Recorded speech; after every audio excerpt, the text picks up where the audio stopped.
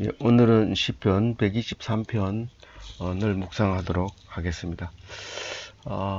시편 123편은 1절부터 4절까지 있는데요.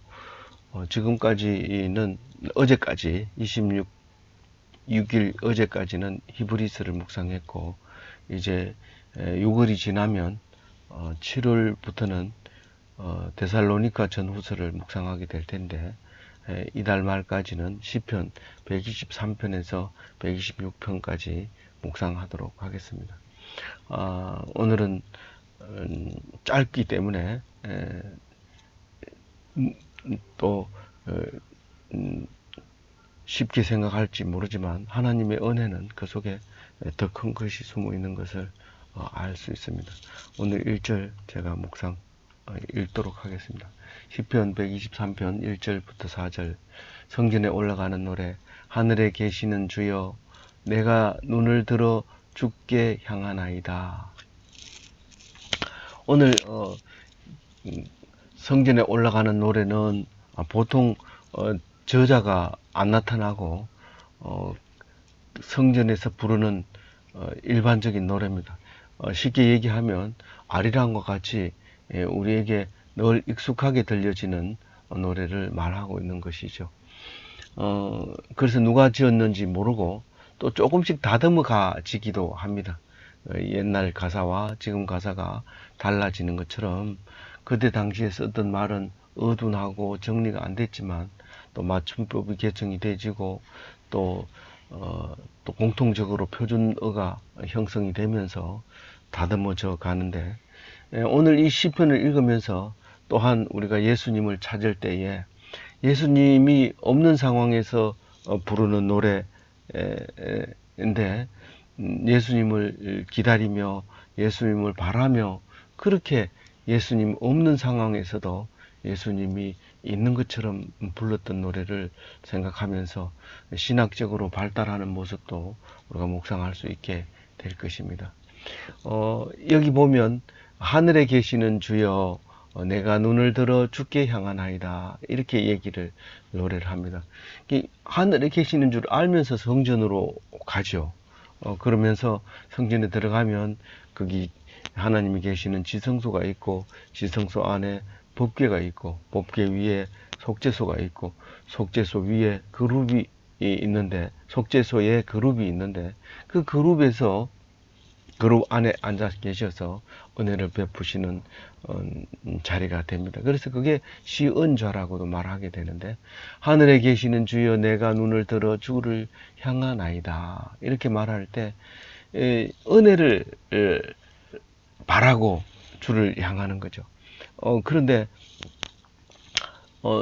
성전에 있으면 성전에 계시는 하나님 이렇게 안 하고 하늘에 계시는 주여라고 얘기를 하는 이유는, 우리가 상징적으로 모형으로 또 예표로 그렇게 앉아 계시는 거다는 것을 성경에서 우리에게 말해주고 있는 거죠.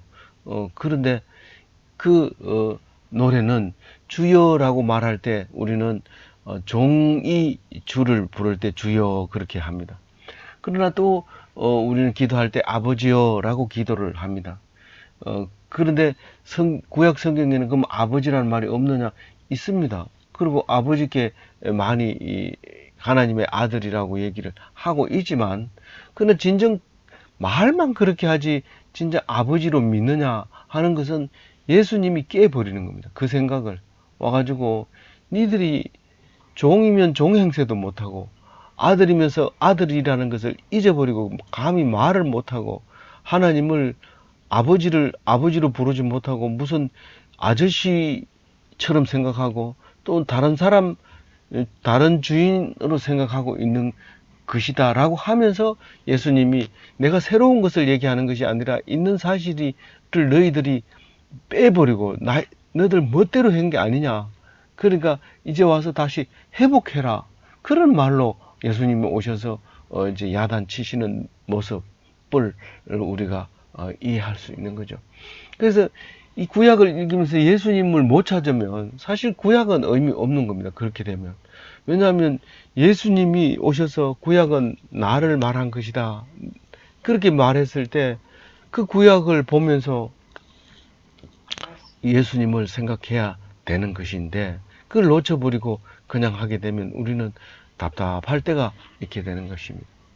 그래서 지금도 여전히 예수를 믿고 있지만 하늘에 계신 우리 아버지, 그렇게 하늘에 계신 주님 이렇게 하면서 또 주 아버지 이렇게 부르기도 하고 아버지 예수 뭐 이렇게 부르기도 하고 여러 가지로 이름을 부르지만은 우리에게는 삼위일가 되신 하나님을 생각할 때 주라고 불러도 또 아버지라고 불러도 문제는 없지만 그러나 그것이 정리가 되지 않을 때 우리 헷갈리고 또 아전인수격으로 좋은 쪽으로만 생각하게 되는 그런 게 됩니다. 그래서 늘 말씀을 붙들고 묵상할 때라야 이거는 아버지 사랑이고 이거는 주인의 책임이고 이것은 창조주 하나님의 섭리고 예수님의 십자가고 이렇게 구분이 되어져 가고 말의 언어가 형성이 되어집니다. 그런 것을 묵상이라고 말하고 있죠. 그래서 오늘 종이 부르는 노래를 아들이 부르는 노래로 바꿀 수 있는 그런 마음을 가지고 묵상을 해야 합니다. 그래서 온전히 아버지를 바라봅니다. 그런 말인데 종은 사실은 종이라고 하는 것은 뭡니까? 종 이러면 첫 번째 떠오르는 게 뭡니까? 온전한 피동입니다.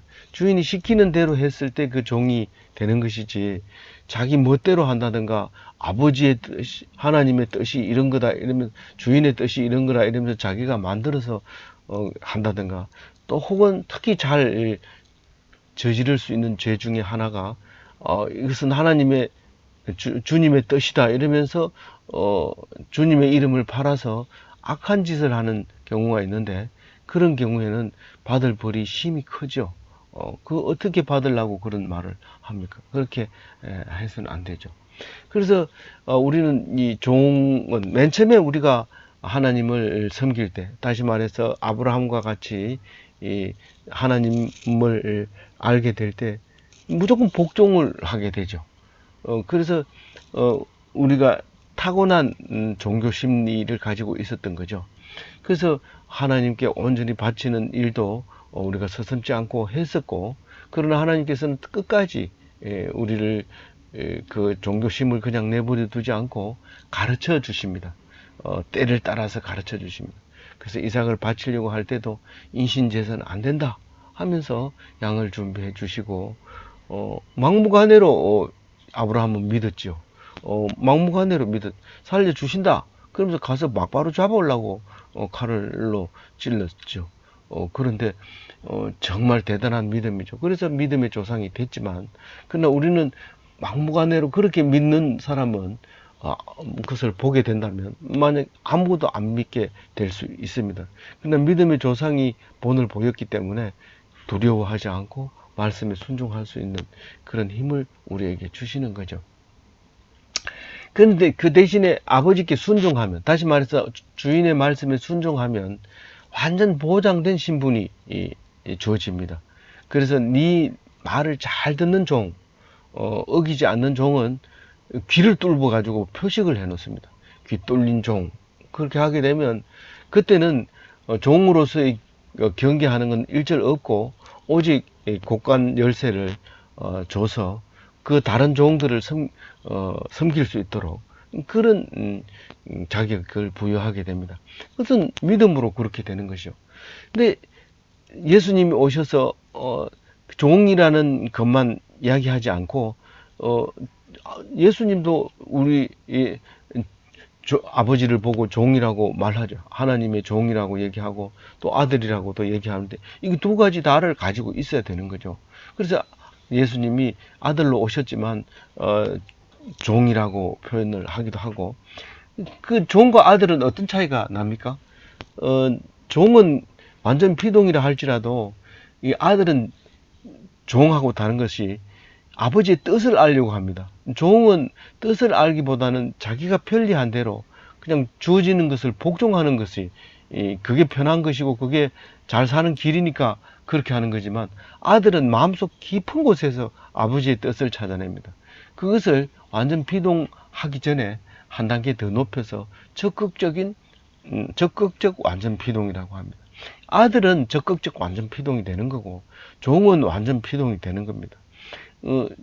그 앞에 적극적이라고 붙으면 뭐가 달라지느냐 하면 종과 다른 유산을 상속하게 됩니다. 유산을 보장받게 되는 거죠.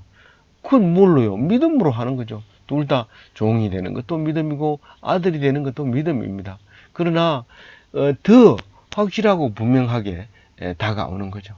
그래서 우리들이 그 종교가 굉장히 높은 차원의 생각이고 높은 차원의 은혜지만은 신학이라는 단어가 태어나게 됩니다. 원래 종교심이 있고 그 위에 정말 하나님은 어떤 식으로 우리가 발전해 오고 있는가, 철학도 발전을 하고 모든 학문이 발전하듯이 이 신학도 발전함으로써 예수님이 놀라운 신학의 완성자가 되게 되는 것입니다. 그래서 어떤 학문도 신학을 앞지를 수 없고 어떤 종교도 기독교를 앞지를 수 없는 절대 진리의 절대 신을 섬기게 되고 유일한 신을 섬기게 되는데 어떻게 그렇게 되느냐?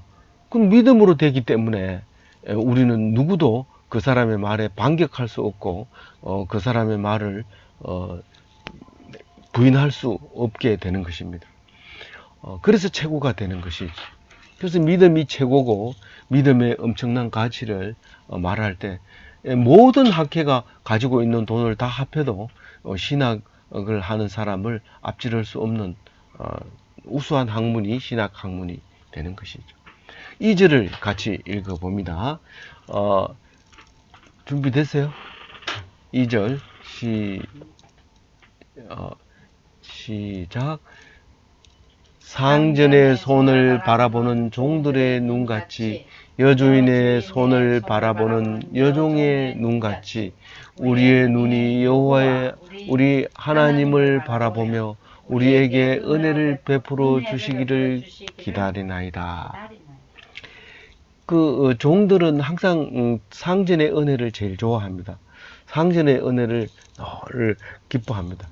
자기가 잘했든 잘못했든 자기는 잘했다고 했는데 야단 맞는 수가 있고 게으름을 피웠는데도 칭찬받는 수가 있기 때문에 이것은 오직 하나님의 은혜다라고 하는 것을 깨닫게 된 종들은 오직 자기가 뭘 잘해야 되겠다든가 더 많이 해야 되겠다든가 이런 노력을 하지 않고 상전의 손을 바라봅니다. 손을 들어서 야단치려고 하면 엎드려야 되고 또 잘했다 칭찬하려고 그러면 고개를 들고 기뻐해야 되는 게 종들이기 때문에 항상 상전의 손을 바라보게 됩니다. 근데 아들은 하나님의 뜻이 무엇인가를 생각하면서 아들이 야단 맞기도 하고 아들이 혼나기도 하지만 아버지의 뜻이 분명하다는 것을 알고 나면 그 사람은 그 어려움도 견뎌나가는 게 아들입니다. 그리고 그것을 자기 것이라고 생각하고 그것을 상속해 줘야 된다는 것을 생각하고 있기 때문에 손을 바라보는 것이 아니라 하나님의 뜻을 위해서 내가 적극적으로 하는 것이죠. 특히 이 여주인의 손을 바라보는 여종의 눈은요, 그 눈은 많이 볼 수 있습니다. 이 남자들이 바라는 종은 겉으로 잘 안 나타나지만 여주인의 손을 바라보는 여종은 아주 피동적입니다. 남자들보다 여자가 훨씬 피동적이기 때문에 그 눈을 바라보는 그 눈은 남자들의 종보다가 훨씬 뛰어난 피동을 바라보게 되죠. 그 은혜 아니면 안 되는 거죠. 당장 이 남자가 좋아가지고 정성을 다하다 보면 여주인이 와서 다른 손님 받아라 그러면 사정없이 버리고 가야 됩니다. 그러니까 좋아하는 사람이 있어도 좋아하는 사람을 못 보고 여주인의 손을 바라보는 눈으로 적극적으로 살아가고 있었던 그 눈을 보게 되죠. 그래서 우리의 눈이 바로 그와 같습니다. 여호와의 우리 하나님이여 뭘 바라보는 눈이 그와 같습니다. 우리에게 은혜를 베풀어 주시기를 기다립니다. 그렇게 하는 노래인데, 이 노래가 시시합니까? 아주 간절한 우리의 모습이죠. 아주 적절한 비유였고요. 그래서 우리는 한 걸음 더 나가서 아버지의 뜻을 알기를 바라는 마음, 그게 적극적인 피동이고요. 피동만 생각하면 우리가 물을 사려고 했는데 사이다를 샀더라도 우리는 그건 감사해야 되는 게 그 피동이고요. 그러나 더 적극적으로 보면 물보다 사이다가 더 우리에게 필요하다 는 것을 알았을 때 적극적인 피동이 되는 것이죠.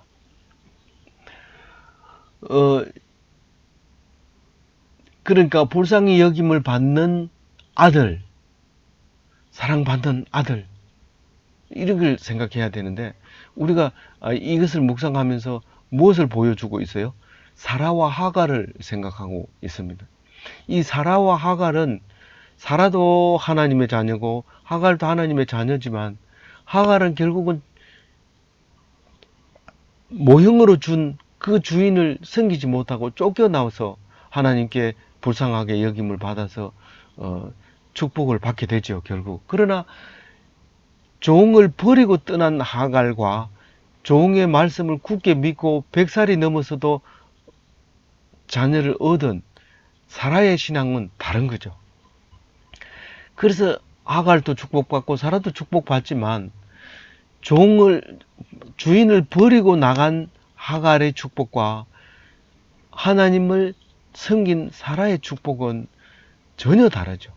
지금 하갈의 후손 이스마엘이라고 하는 이슬람교와 하갈의 후손, 이삭의 후손, 이스라엘의 후손이라고 하는 이스라엘의 신앙과는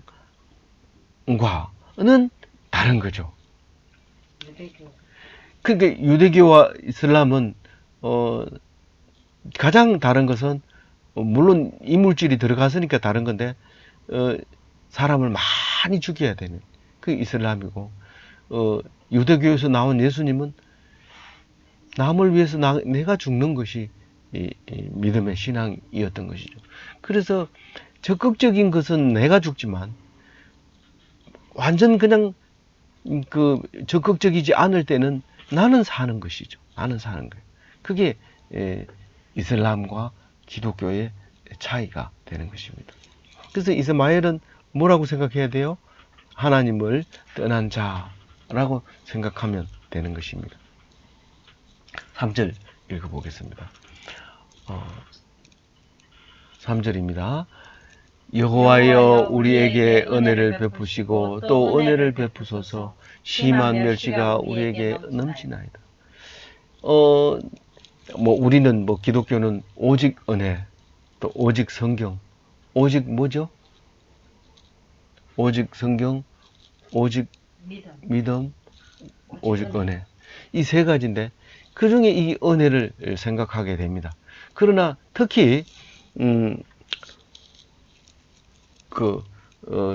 오늘 시편 123편이죠. 123편의 은혜는 뭐라고요? 멸시 때문에 은혜를 달라고 하는 겁니다. 멸시 때문에 은혜를. 그래서 멸시를 때문에 은혜를 달라고 하니까 멸시를 안 주면 은혜를 구하지 않는다는 거죠. 은혜를 베풀어도 못 찾는다는 거죠. 그래서 은혜와 멸시는 뭐가 돼요? 한 짝이 되는 거예요. 절대로 멸시 없이는 은혜가 안 된다는 거죠. 멸시가 따라오는데 은혜를 구하려면. 그래서 우리가 멸시받은 것이 곧 은혜 받는 것이 되는 것이 한 짝이기 때문에 그렇습니다. 그러니까 어둠을 볼 때마다 항상 빛을 말씀은 하고 있고요. 또 빛을 보면 늘 그 어둠을 생각하라. 그렇게 한 짝으로 만들어 주듯이 이 멸시와 은혜는 한 짝을 이루고 있는 것입니다. 그래서 예수님은 십자가를 통해서 은혜를 주시려고 하는 것이 그와 같은 것이죠. 그래서 아버지를 찾는 것이 은혜고 어, 그러니까 멸시를 보면 반드시 뒤에 은혜가 있다는 걸 알아야 되는 거죠. 그리고 참 은혜 받은 사람 존경합니다. 그러면 왜 존경하냐면 멸시가 그 속에 들어있기 때문에 그 멸시를 이기고 에이, 멸시 때문에 그냥 자살해버리고 이러면 그거는 은혜가 없는 사람이죠. 마지막으로 4절 읽어봅니다. 이 세 가지가 나오니까 잘 읽어봐야 돼요. 안일한 자의 조소와 교만한 자의 멸시가 우리 영혼에 넘치나이다. 거꾸로 읽으면 어떻게 돼요? 안일한 자 때문에 우리가 은혜가 넘치고 교만한 자 때문에 우리가 은혜가 넘칩니다. 그래서 우리가 교만한 자 앞에서 나 이 자리 좀 떠났으면 좋겠어. 견뎌라. 그 소리를 들으면 적극적인 거고 그냥 그걸 못 견뎌서 애쓰다가 나중에 나와서 그 사람 때문에 내가 참 하나님 믿는 게 은혜가 되었어요. 그게 소극적이지만 그게 은혜, 하나님 비동적인 은혜가 된 것이죠. 그 다음에 안일한 자의 조소. 이 같은 말을 다르게 표현한 거지만 안일한 자와 교만한 자는 좀 다르죠. 교만한 자는 액티브한 거고 안일한 자는 아주 패시브한 건데 그냥 뭐 안 해도 뭐 그게 해서 뭐 할 건데 그래 잘한다 니 해봐라 그렇다고 해서 뭐 될 줄 아냐 이렇게 하는 게 안일한 자고 이 교만한 자는 반대로 내가 가장 잘한다 내가 가장 잘한다 그런 노래도 있지만은 내가 가장 잘하는 사람으로 생각하는 게 그게 교만 멸시하는 거예요. 그래서 우리 영혼에 그런 걸 들을 때마다 기쁨이 넘치고 축복이 넘쳐요. 그래야 됩니다. 그래서 조소는 무슨 말인지 알죠? 비웃는 거고 그런 겁니다. 그래서 이 단어를 잘 생각하면서 오늘 하루도 은혜 넘치는 하루 되시기 바랍니다. 예, 감사합니다. 그래도